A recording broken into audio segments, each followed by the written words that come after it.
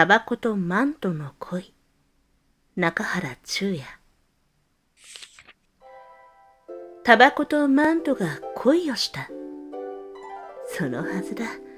タバコとマントは同類で、タバコが男で、マントが女だ。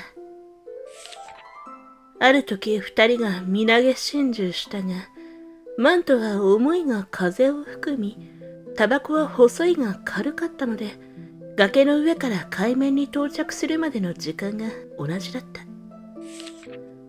神様がそれを見て、まったく総大会のノーマル事件だと言って、天国でビラまいた。